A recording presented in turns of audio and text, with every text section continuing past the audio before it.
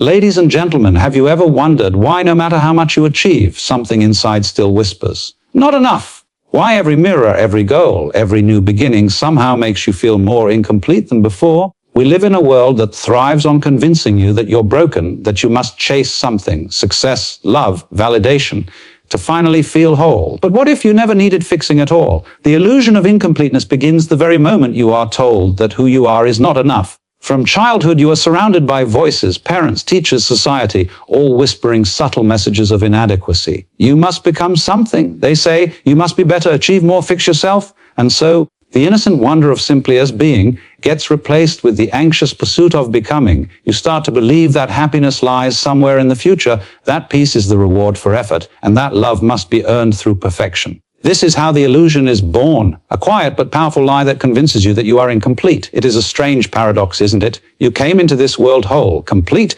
untouched by judgment. A child does not question its worth, it simply exists in harmony with life. But slowly, through conditioning, you begin to internalize the idea that something is missing. You compare yourself with others, measuring your worth through external reflections, grades, beauty, money, approval. Each comparison becomes a brick in the wall that separates you from your own essence. The world profits from your doubt, selling you dreams of completion, convincing you that you must buy change and strive to fill the imaginary hole within. Yet the more you chase, the larger the void seems to grow. This illusion feeds on your resistance to yourself. The mind becomes obsessed with improvement, always trying to reach a version that never arrives. You begin to wear masks to fit expectations, forgetting that the very effort to fix yourself reinforces the belief that something is broken. You chase perfection like a horizon. No matter how far you run, it always stays out of reach. You see, the illusion is not that you are imperfect. The illusion is that you ever believed perfection was needed. The sense of incompleteness thrives in comparison. You measure yourself against imaginary ideals,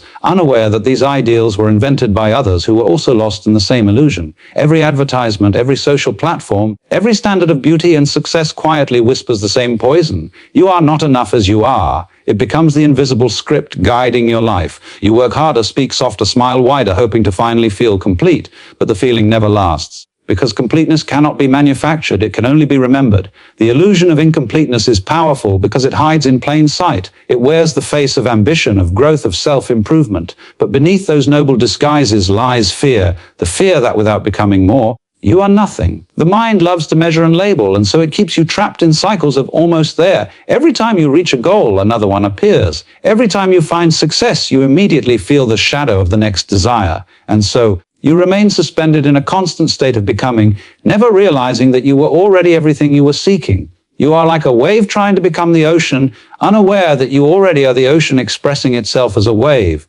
The illusion of incompleteness blinds you to this truth. But in the quiet moments, when the noise of ambition fades, you might sense something still, something whole, a faint knowing that beneath all the striving, there is nothing wrong with you, that you were never incomplete, only convinced that you were. This realization is not dramatic, it is soft, like remembering a forgotten melody. The illusion begins to dissolve when you stop trying to be more and start seeing what already is. You are not lacking, you are layered. You are not unfinished, you are unfolding. The sense of incompleteness exists only in the thoughts that compare you to an imaginary standard of enough. You were never meant to be measured. Existence does not keep score. The tree does not wish to be taller. The river does not wish to flow faster. Only the human mind creates ideals and then suffers beneath their weight. To see through the illusion is to awaken to the truth that life never asked you to be perfect. It only asked you to be present. And when you begin to see this clearly, you stop searching for yourself as if you were lost. You stop running toward the mirage of completion. You stop punishing yourself for being human. The illusion of incompleteness begins to fade, and what remains is a simple awareness, silent, whole, and vast. You realize that nothing was ever missing, and that the very idea of becoming complete was the only thing keeping you from noticing that you already were. The trap of self-fixing is one of the most subtle prisons the human mind has ever built. It disguises itself as progress, as self-improvement, as the noble pursuit of becoming a better person, but beneath its polished surface lies a quiet form of self-rejection. The moment you begin to believe that you must fix yourself, you declare to your own being that who you are right now is not good enough. This idea plants its roots deep in the psyche, and from it grows an endless cycle of dissatisfaction. You begin to see life not as an experience to be lived, but as a project to be managed. Every flaw becomes a problem, every mistake a failure, every emotion something to overcome. You begin to treat yourself as a broken machine instead of a living miracle. Society feeds this illusion beautifully. Every book, course, and advertisement subtly tells you that you can be better, more successful, more confident, more beautiful, more spiritual. The world profits from your constant attempt to fix yourself because a person who believes they are incomplete will forever seek completion in things they can buy or become. And yet, no matter how much you polish yourself, the sense of incompleteness lingers like a shadow. The more you fix, the more you find to fix. The mind becomes addicted to self-improvement. It is like painting over cracks on a wall without realizing the foundation itself is unnecessary to repair.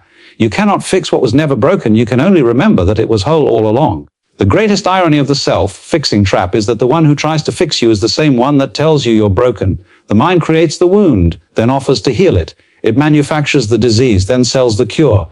And so, you chase your own tail, never realizing that the one searching for peace is the very reason it cannot be found. The self cannot heal itself through force or judgment, it only softens and transforms through awareness. But awareness is not born from effort, it arises naturally when striving ends. The trap is thinking that enlightenment, peace, or happiness is something to achieve. In truth, these are not destinations, but the natural fragrance of a mind that has stopped struggling with itself. You have been told that change is necessary to be worthy. That only when you reach a certain level of success or heal every wound or transcend every flaw will you finally be enough.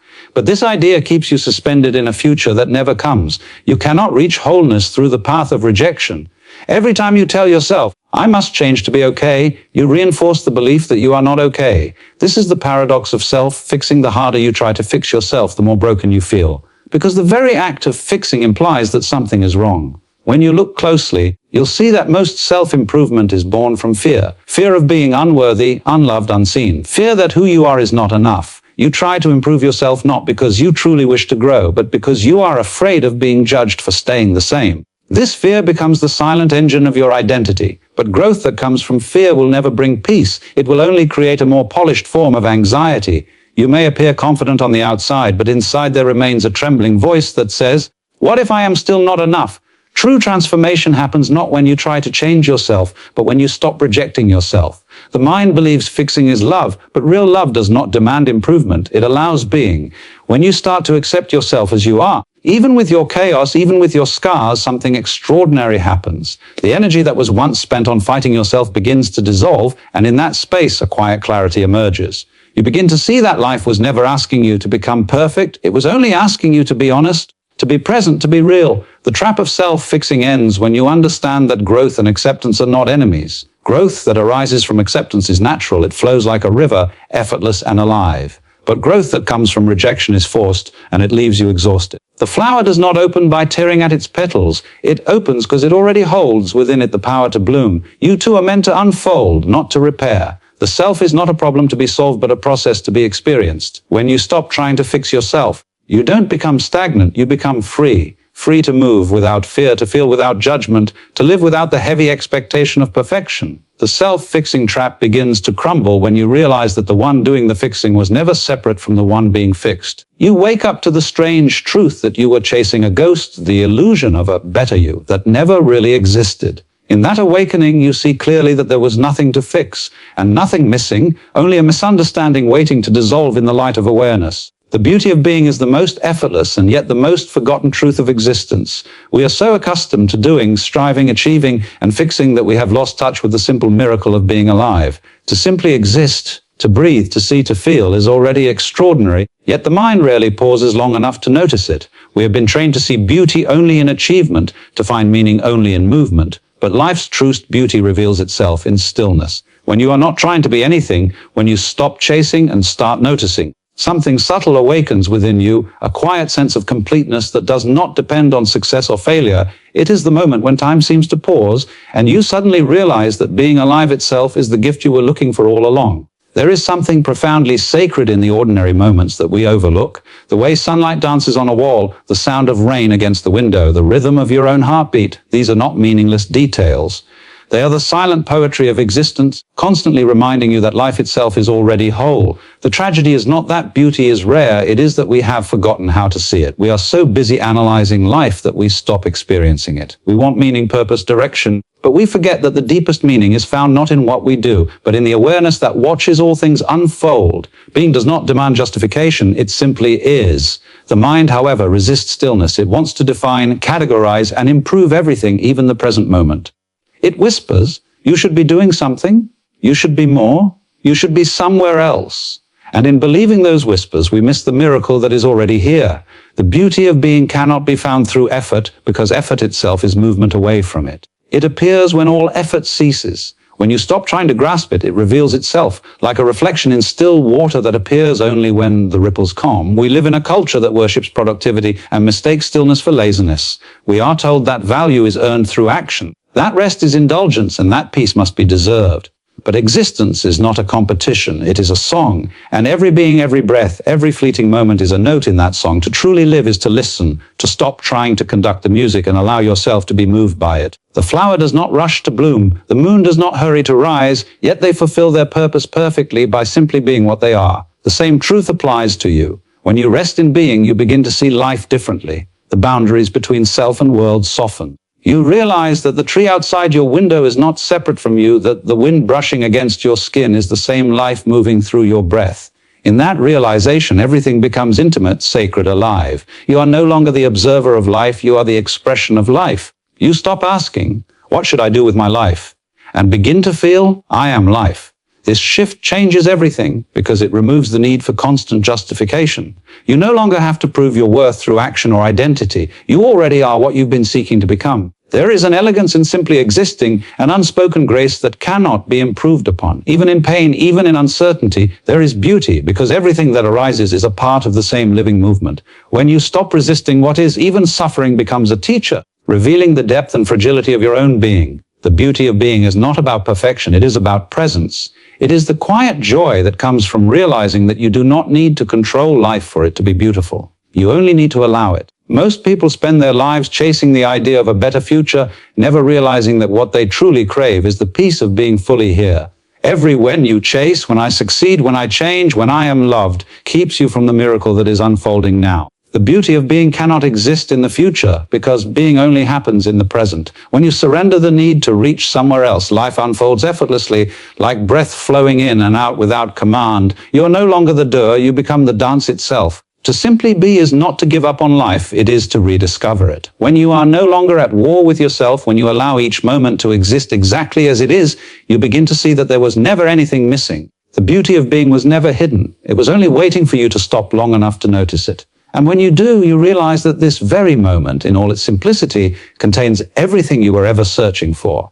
The flow of life is something so natural, so spontaneous, that the very act of trying to control it creates the suffering we so often feel. Life is not a machine that obeys instruction, it is a river that moves by its own rhythm. Yet the human mind, in its endless need for certainty, tries to dam the current, to direct it, to define it. We build plans, create expectations, and cling to outcomes, believing that by doing so, we can make life predictable. But life was never meant to be controlled, it was meant to be lived. The moment we surrender our tight grip, something magical begins to happen. Life starts to flow through us instead of against us. We discover that what we call problems are often just the friction created when we resist the natural movement of existence. There is a quiet intelligence within life that guides everything without effort. The planets spin, the tides shift, the trees grow, and the heart beats, all without conscious control. Yet we, with our restless minds, think we must constantly interfere. We think we must plan every detail, fix every flaw, and protect ourselves from every uncertainty. But the more we interfere, the more disconnected we feel. We forget that we are not separate from the flow. We are the flow.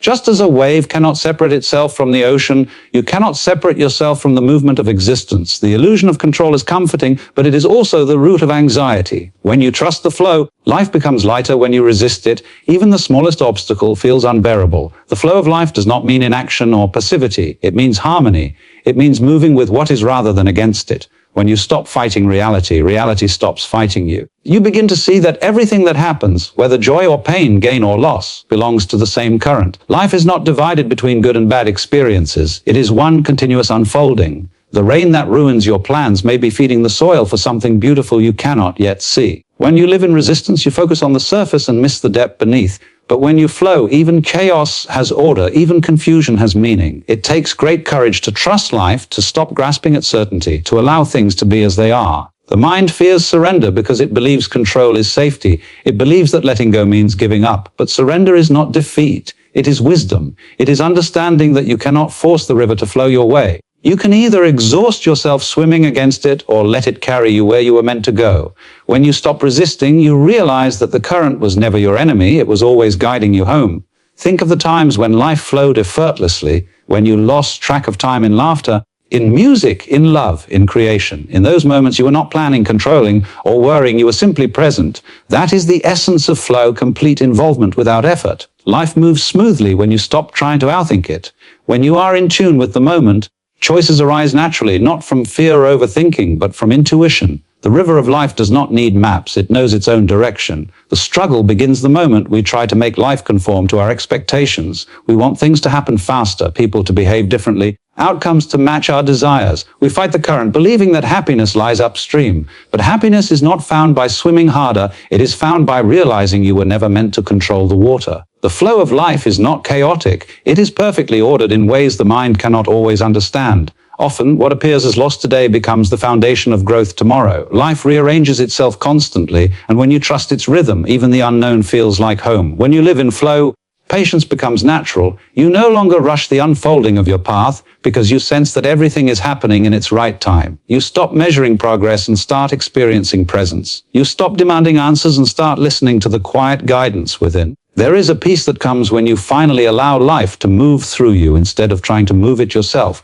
You begin to act not from resistance, but from alignment. You respond instead of react, trust instead of worry, breathe instead of struggle. The beauty of the flow is that it is always happening, even when you think you are lost, even in moments of pain or confusion. Life continues to carry you forward. The river never stops moving, and you never truly leave its current. The more you let go of your need to control, the more you feel supported by something larger than yourself. The flow of life has never been against you. It is your own resistance that creates the illusion of separation. Once you begin to trust this flow completely, the chaos turns into rhythm, the struggle turns into dance, and every moment becomes a gentle reminder that life was always meant to be effortless when lived as it is. The mirror of awareness is the space within you that silently reflects everything without judgment. It is the stillness behind your thoughts, the quiet witness to every emotion, every desire, every fear. Most people live their entire lives identified with the images that appear in the mirror, the thoughts, the stories, the roles, the identities, never realizing that they are not the reflection, but the mirror itself. Awareness does not choose what to reflect. It simply allows everything to arise and pass in its light. It watches joy and sorrow, success and failure, love and loss, all with the same serene acceptance. This awareness is your truest nature, but you rarely recognize it because the noise of the mind keeps you mesmerized by the reflections, as if they were who you are. From the moment you awaken in the morning, the mind begins to speak. It comments, judges, compares, remembers, and predicts. It fills the space of your consciousness with a stream of words and images, and in that endless chatter, you forget the silence that holds it all. You forget the one who is aware of the thoughts. You begin to think you why are the thoughts. And so, when the mind says, I am not good enough, you believe it. When it says, I am broken, you suffer. But the awareness behind those thoughts never changes. It is untouched by what it observes. It is like the sky, untouched by the storms that pass through it. The clouds may cover the sun, but the sky is never harmed. The mirror of awareness never takes sides. It does not prefer light over darkness or happiness over sadness. It allows all things to appear and disappear with perfect neutrality. This is the freedom that has always been within you, but is easily forgotten in the noise of doing and becoming. Awareness does not demand that you fix or change anything. It simply invites you to see. The very act of seeing clearly begins to dissolve illusion. You start to notice that the thoughts you took so seriously were only temporary shapes moving across the surface of awareness. You realize that emotions, no matter how intense, come and go like waves in the ocean. The ocean does not cling to the waves. It allows them to rise and fall, knowing they are not separate from itself. To live from awareness is to stop fighting with your own mind. It is to observe the dance of your thoughts without trying to control their rhythm. It is to watch anger, fear, or sadness arise and pass without being pulled into their story. Awareness gives space to everything. It resists nothing. And in that space, transformation happens naturally. The pain that was once unbearable begins to soften because you are no longer tangled in it. You are watching it. Awareness does not heal by force. It heals by presence. The light of attention itself begins to dissolve the shadows that you once believed were part of you. When you begin to live as awareness rather than the mind, life becomes profoundly simple. You no longer need to chase peace because you realize you are the space in which peace already exists. You stop searching for happiness in fleeting moments because you see that happiness is not something to gain. It is the natural fragrance of being awake to life as it is. You begin to notice that even your most ordinary moments carry a quiet depth, a gentle beauty, because you are no longer lost in thought, you are fully here. Awareness is not something you create, it is something you uncover. It has been with you in every experience you've ever had. It was present when you laughed as a child, when you fell in love, when you lost something precious. It has always been there, watching quietly as everything changed. The body ages, the mind evolves, the world shifts, yet the awareness within you remains timeless and untouched. That is who you truly are, the silent observer behind the play of existence. When you realize this, you no longer fear change or loss because you see that what you are can never be taken away. The mirror of awareness does not reject what it reflects. It allows joy and pain to coexist without conflict. When you look deeply enough, you begin to sense that awareness and love are not separate.